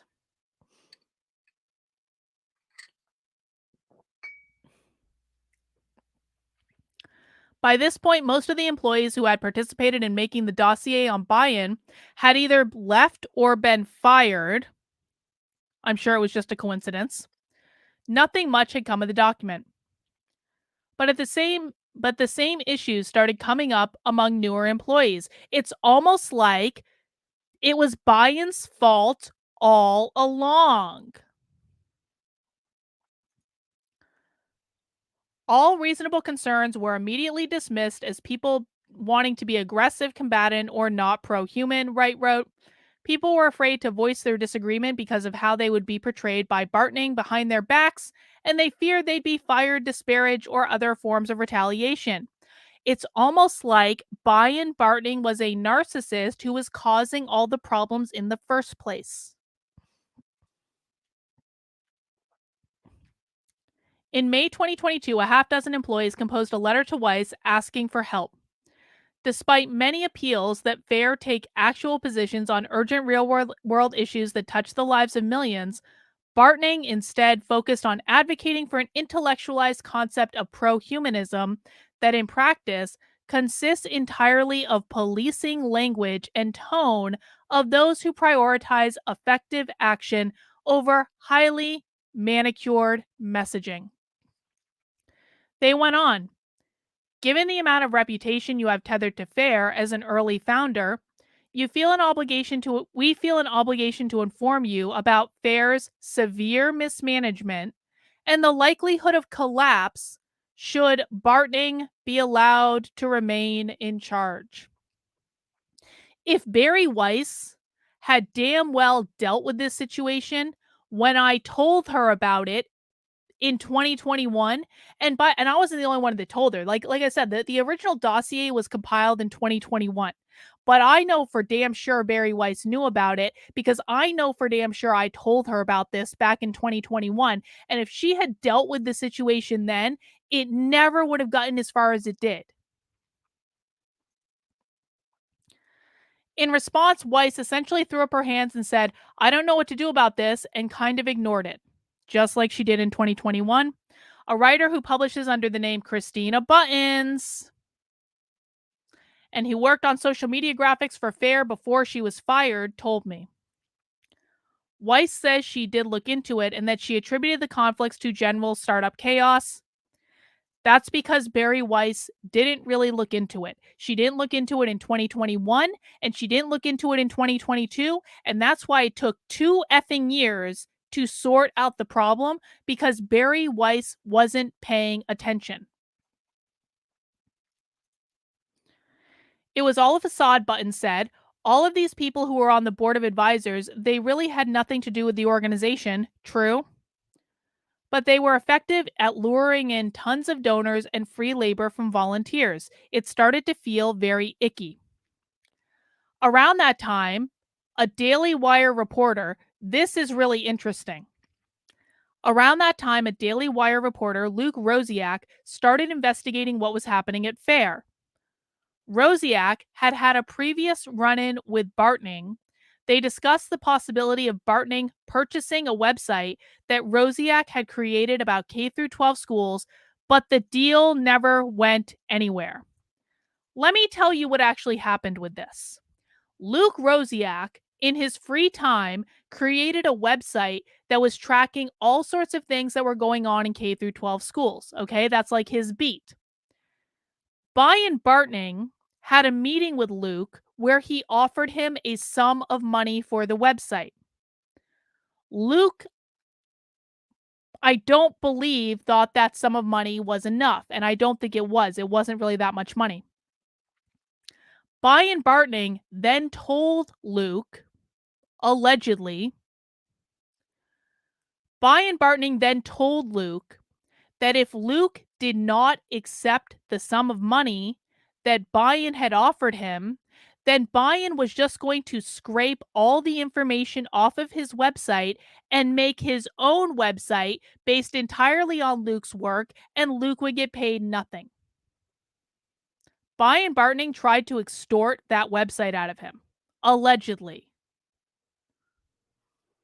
The other thing that's interesting about this is Luke started working on an expose about what was going on at FAIR. And I knew about this at the time because many of the people that are quoted in this article started calling me saying, Carlin, Luke Rosiak is working on an expose about FAIR for the Daily Wire. Did that expose ever come out? No. The answer is that expose never did come out. Why do you think that Daily Wire reporter, who Bion Bartning had allegedly tried to extort, who was working on a website about, was working on an article about all of this nonsense that everyone involved in this situation knew about?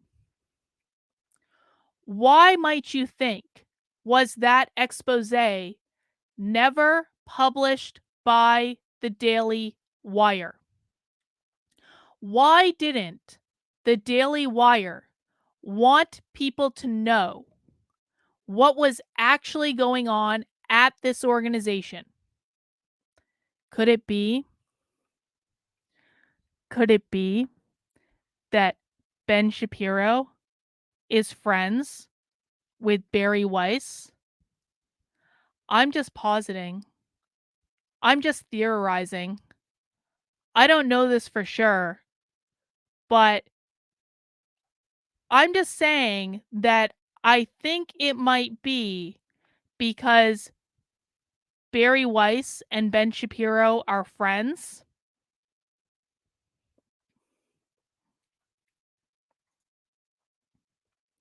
As Rosiak articles approach publication, Weiss convened a Zoom call with Lori Warren, FAIR's operations manager at the time, and Kim, the legal director, along with outside communications person Lula Chang, I don't know how to pronounce that name, which was recorded.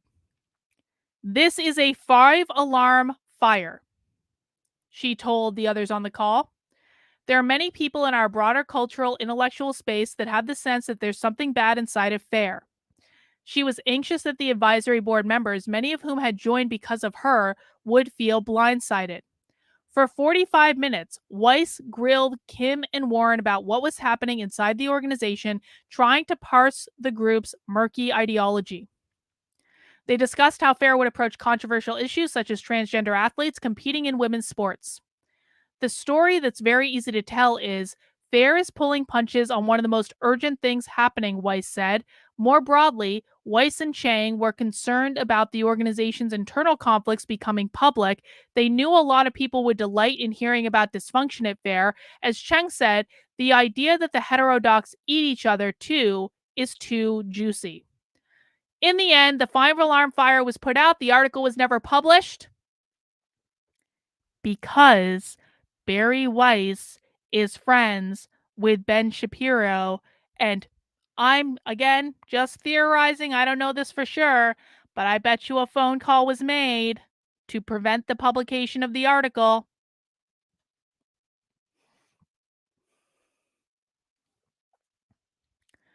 FAIR claims that it did real work to support its mission. The organization helped to promote the story of Meg, a documentary filmmaker whose projects Jihad Rehab, later renamed Unredacted, was effectively disavowed by the Sundance Film Festival after critics called it Islamophobic and objected to the fact that Smacker, a non-Muslim, was white. FAIR pursued a flurry of legal activity, sending mostly letters such as the one sent to Brown University about a non credit mindfulness course that was open only to non white teachers. Brown replied that the course would no longer be offered in that format. The money was increasingly tight. FAIR's donations were half of what they had been in the previous year. Bartning, who is independently wealthy and never took a salary from FAIR, asked the staff to take pay cuts. The size of the staff had shrunk too. As people quit, the organization didn't replace many of them. Meanwhile, members of the advisory board flew around the country on a pro human tour. Chen and Eduardo, the messaging and editorial director, hosted a podcast in which they asked guests to define pro human, and everyone giving a different answer. I reflexively cringe every time I had to say pro human in intros and outros on every podcast, Chen later wrote. Behind the scenes, there was deeper trouble. Susie Edelman, one of the donors who gave $1 million in 2021, had started asking questions about whether her gift had been used appropriately, questioning FAIR's receipts and copies of the contracts that it used for volunteers and staff. Oh, so they were pulling shenanigans internally. Huh, who could have predicted that? For months, Edelman had been questioning FAIR's approach, particularly on gender issues. Sex-based rights matter. Single-sex spaces for women and girls must be protected. Transgenderism is a fiction designed to destroy. I'm quoting an email there. I'm not expressing my opinion. She had written in an email, she noted that FAIR had positioned its programs as an alternative to mainstream DEI or diversity, equity, inclusion training, but she said, you can't DEI light this issue. Right about that. A spokesperson for Edelman maintained that her concerns about FAIR were not related to its politics, only its governance and use of charitable contributions. Fine. Weiss and Bartning exchanged terse emails about Edelman in August. I am quite nervous she's gotten to Crows, which would be really damaging to me personally, Weiss wrote, referring to Harlan Crows. I learned on many from my personal relations and friendships to help launch this nonprofit. Weiss told me, I was sick over the idea of their time, trust, and money wasn't being properly protected. Bartning replied that he had recently spoken to Crow's chief of staff. She was complimentary of what we accomplished, but said Harlan wanted to let up on the gas a bit since their priorities and focus had shifted more to in-your-face activism. My words, not hers. Crows did not respond to a request for comment. There were other tensions. Eduardo, who had been seen as a rising star, left the organization after getting into conflict with Bartning over their management styles. Oh, it's almost like Bion is a narcissist. Sensing the potential for bad optics, some of FAIR's senior staff approached Bartning about resigning his leadership role, but he refused, saying he didn't think the timing was right. Bartning disputes this description of events. They realized there was no easy way to get him to step down. Duh.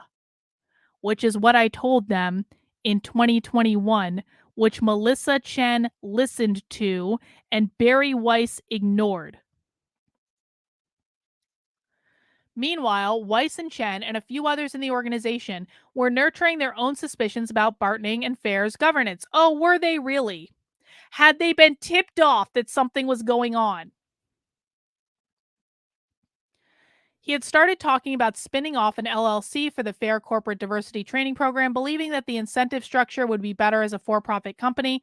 Before Bartning founded FAIR, he bought the domain name that eventually became the group's website. Much of FAIR's intellectual property was arguably his, not the organization's. So this is what Bion did.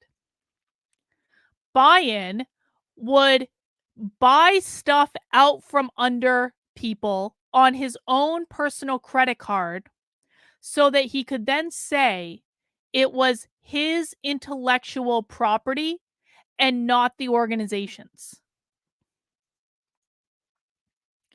Miles Mendoza, a nonprofit consultant who had unsuccessfully pitched FAIR on a paid gig, had talked with a few of FAIR's leaders and suspected that the organization might be vulnerable to self-dealing if Bion decided he wanted to use FAIR's IP to start his own for-profit company. It wasn't easy to get insight into FAIR's financials. When FAIR was founded, Bion incorporated it in New York as a nonprofit organization with himself, Weiss, and Chen as members of the board of directors, although Weiss and Chen claimed they didn't know that until much later they were on the board. Boom!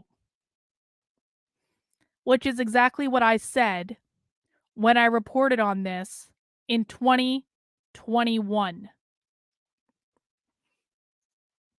A role that comes with legal and fiduciary responsibilities. FAIR had not secured independent status with the IRS as a not-for-profit 501c3 organization, which meant that FAIR wasn't legally obligated to release a Form 990 detailing its assets. Instead, it was operating as an institution fiscally sponsored by United Charitable, another thing I reported in 2021, as an umbrella nonprofit. This arrangement, although not uncommon for nonprofits, kept the organization's inner working opaque. Bion was also in the process of incorporating the organization in Florida, where the political environment was more favorable. Early on, he started raising money for a C4 organization. This is a political advisory organization, also something I reported back in 2021, which could do more political advocacy than a nonprofit, and later recruited donors and supporters to serve on the board. I'm pretty sure I was the first person to report that, FAIR actually changed their website because of my reporting. Because I reported that FAIR was raising money for both a 501c3 and a 501c4, and it was not clear which you were donating to, and it was not clear what the money was actually being used for on the original website.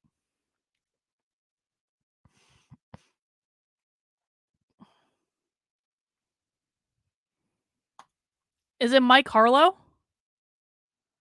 Is he up to his old tricks? Yeah, they do that all the time. Good conservatives doxing members of my community. Good conservatives who just feel the need to dox people in my communities because they get their feet. Oh, it is Mike Harlow.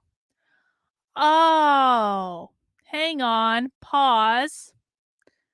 Let me just get into this little nonsense for a moment. So Mike Harlow is getting his fee-fees in a bunch. Again, I'm not going to show this on the screen, but let me just look it up real quick so I can see what's going on.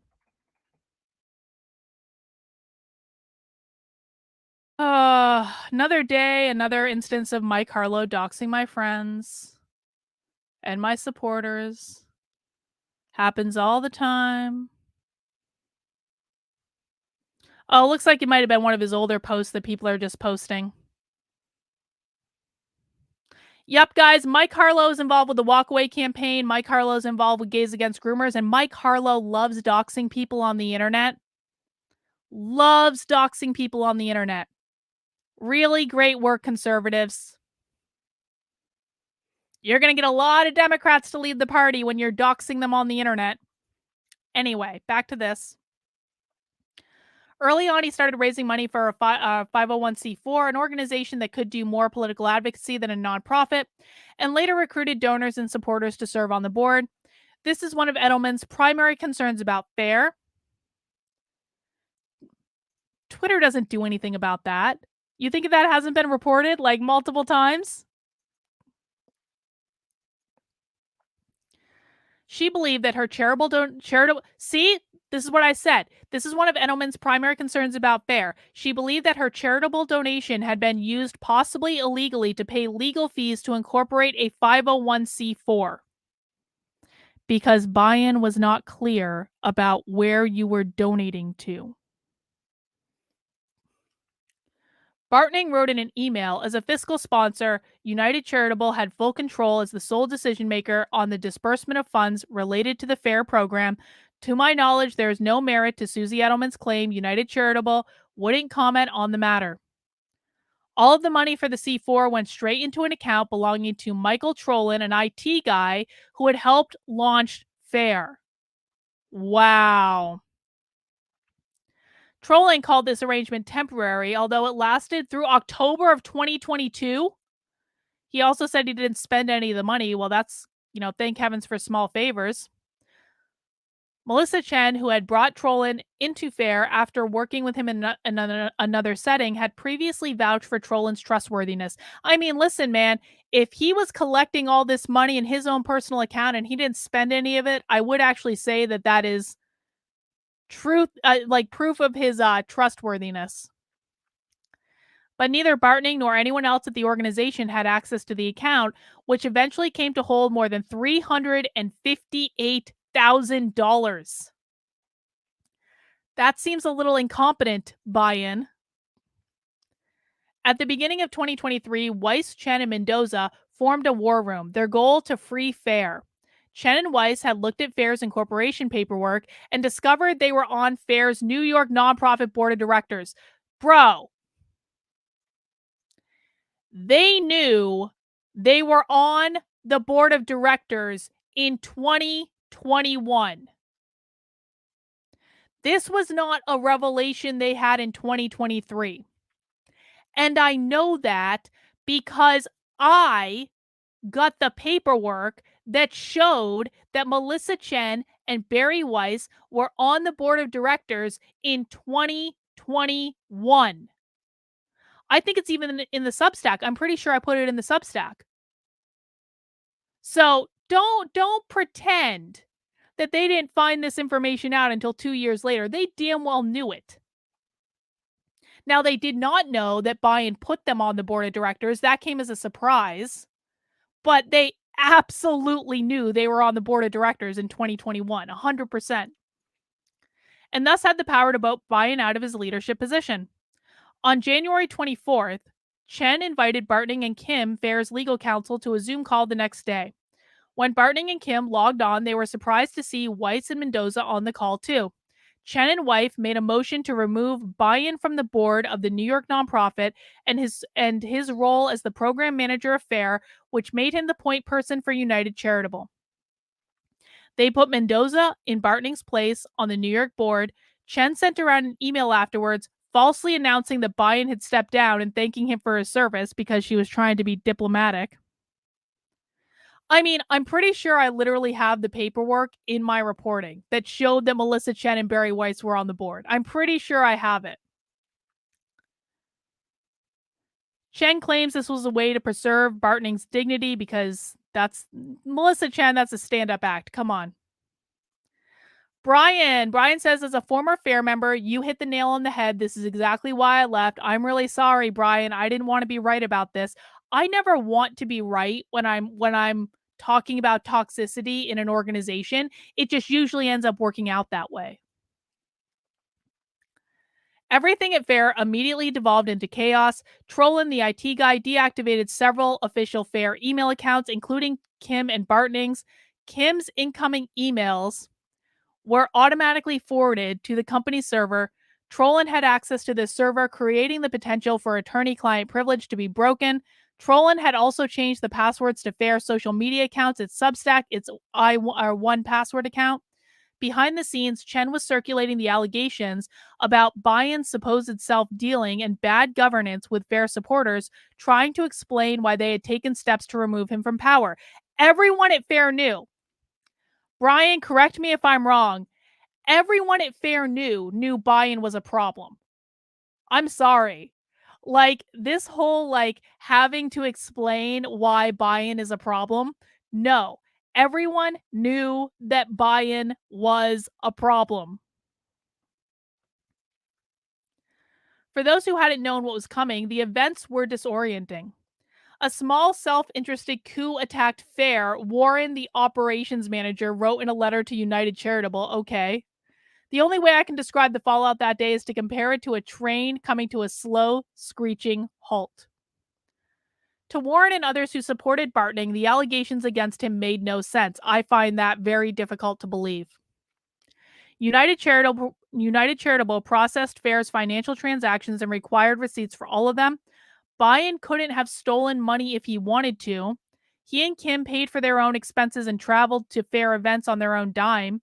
They worked uncompensated to build a movement, not out of a desire to protect a career or build a personal brand in the freedom business, but out of a sense of duty to ensure liberties that were theirs and their children's rights. Okay, come on. Brian Kors, FAIR's head of development, wrote at the time in a letter to United Charitable, bullshit. Bullshit.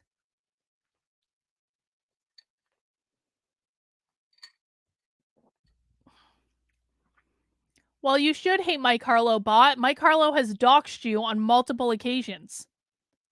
Like, maybe you should send a letter to Brandon and say, Brandon, your number 2 at Walkaway is doxing me on the internet, and I'm just a random person, and he's continuing to dox me on the internet. And maybe could you tell him to cut that shit out? I would do that if I was you, bot. Write a letter to Brandon and CC and you can do it under like a fake name if you want, but like write a letter to Brandon and CC every damn media outlet that you can. Did you know that Walkaway is doxing people on Twitter? Do you support this, Brandon? Do you support the doxing of regular people on Twitter?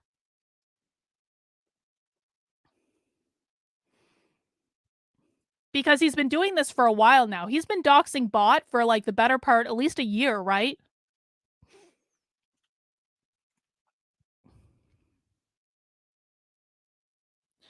You would think the way that Brandon has been targeted, he'd be sensitive to doxing. No, Brandon Strzok supports doxing. Brandon Strzok has no problem with people being doxed at all. I know that better than anyone. Anyway, let's wrap up. It wasn't clear who was in charge now. According to a New York law, nonprofit board members are required to provide at least 10 days' notice before any meeting in which official business is to take place. Chen had texted Bartning only the night before, and she hadn't mentioned a board meeting. As a result, neither Bartning nor Kim accepted the results as valid. Weiss and Chen didn't seem interested in leading FAIR in Bartning's place. They appointed Dana, a former teacher and FAIR staffer, as the new program manager. I'm more than happy to step down from the board of the C3 as long as we reach a negotiated agreement on the future of FAIR's governance, Weiss wrote in an email. I want to eliminate the idea of there being sides of any kind here. The only side is FAIR, but there are 2 sides, and they were both still campaigning within FAIR circles to claim the moral high ground. There were not 2 sides. There were 3 members of the board. 2 of them voted buying out. There weren't 2 sides. I'm sorry, there just weren't. The Florida C4 board declared themselves moral witnesses to what was happening. Several of them told me they spent hours every day trying to mediate the conflict. Bion sent a 14-page letter to the staff on February 9th detailing why each allegation against him was false. Oh my God, I would kill for a copy of that letter. If anyone wants to send me the letter that Bion sent out to staff on February 9th, I would kill for a copy of that letter. You can send it to activelyunwoke@gmail.com. It will get to me if you send it to that address.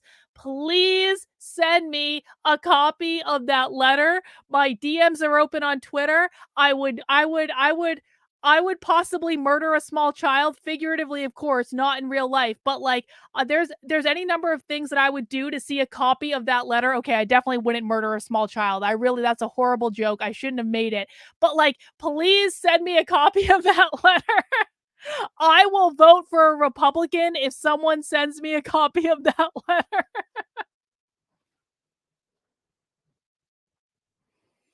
And Brian confirms, yes, everyone knew Bion was a problem. Everyone knew. Brian, do you have a copy of that letter? There are 2 sides to every story, he wrote. Both groups wrestle with control of FAIR's website. Bartning, who owned the domain name. Why did Bion Bartning personally own the domain name for FAIR? Oh, because he registered it out from under the company on his private credit card? Right. Attempted to get his email access restored, which led to the site becoming disabled. Trollin purchased a similar domain name, fairforall.org, and later began redirecting the site's traffic there. He removed Bartning's picture and bio from the site, replacing them with his own and that of Stengel Plow. Trollin, who was at that point working as a contractor, also billed the organization for the hours he had spent orchestrating the leadership takeover.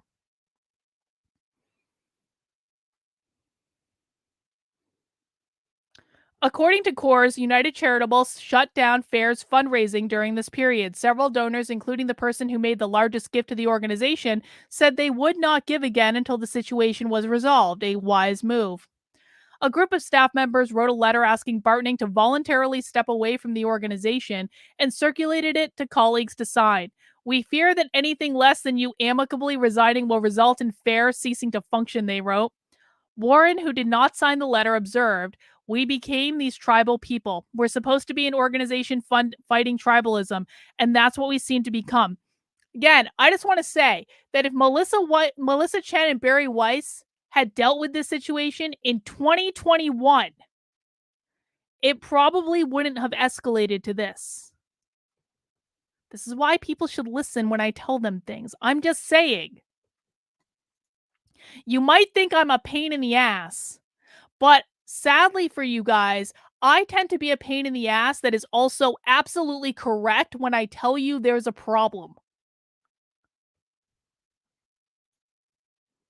At the end of February, the dispute went to mediation before a judge in DC. The parties agreed to form a new nonprofit board in New York, with each side getting to pick 3 trustees and the group voting on a seventh. Bartning would step down from leadership. Weiss and Chen Mendoza Bartning agreed to resign their official board positions, although Bartning and Chen and Weiss would remain on the informal advisory board.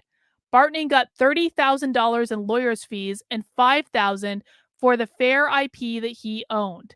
They agreed not to disparage one another. FAIR has produced a lot of original content to help educate the public of its message, and sure, it has at times failed to live up to those values, Chen tweeted in a few days after she resigned from the board. FAIR's entering a new phase. I hope FAIR 2.0 will earn your respect. Guys, we're going to be starting the supporter call in a little bit. I do want to finish reading this article, though, so we might start a couple minutes late. I apologize for that. I recently met Bartning at the Marlton Hotel in Greenwich Village.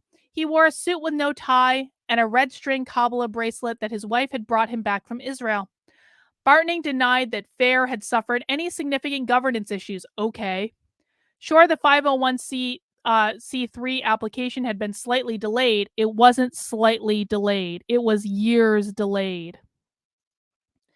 But that was owed to disorganization, not malice. He openly acknowledged that he thought FAIR should probably make its diversity training program into its own for-profit operation, but he denied wanting any role in leading it. Okay. When I asked him about the allegations concerning his management style, people feeling micromanaged and bullied, he maintained that he tries hard to be accommodating and kind with the people who work for me. No. Bartning told me that he thought the battle over FAIR's future was ultimately driven by the ideological conflict that had dogged the organization from the beginning. Even among people who agree that the American left has become overly orthodox, there are big disagreements on the best way to take on that problem. I'd say that in the first few months of starting FAIR, I didn't realize the degree to which this was being politicized, he told me. Getting this issue tied up in a culture war between two political parties is dangerous and could end up pushing things towards a more dehumanizing approach because people are locked into their positions. He feels that some of FAIR's donors were just as much of its clashing staff and advisory board members were responsible for ratcheting up the conflict over the organization's direction. Oh, right. Everyone else was responsible except for Bion Bartning, who everyone else thought Bion was responsible, but according to Bion, everyone else was responsible. Okay, sure. Kind of like James O'Keefe says that everyone at Project Veritas is responsible for what happened, not James O'Keefe, and everyone at Project Veritas is like James O'Keefe was responsible.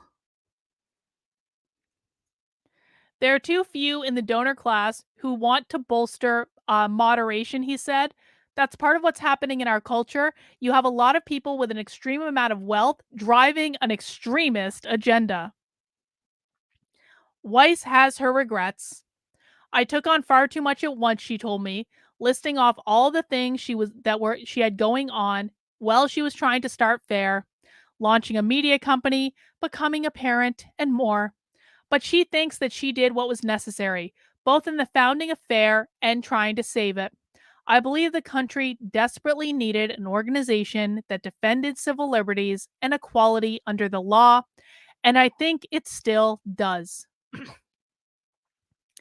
The drama isn't over. Several people at FAIR have recently resigned, and the organization, which finally received its 501c3 status, finally, is now under audit from United Charitable. The new Bartning is Maud Marin. Maud Marin's good, by the way. 2 thumbs up for Maud Marin. A former public defender who is called racist by some of her colleagues at the Legal Aid Society for writing critically about a New York Department of Education anti-bias training session. Weiss trusts and admires Marin, whose story she has written about. On Twitter, Marin isn't shy about her opinions. She seems to care deeply about gender issues. Trans activists and allies need to grapple honestly with what a violent movement has become. She wrote in March, shortly before she publicly accepted the job at FAIR. I asked her whether FAIR will continue to be a pro-human organization movement going forward. She told me the organization is still evolving.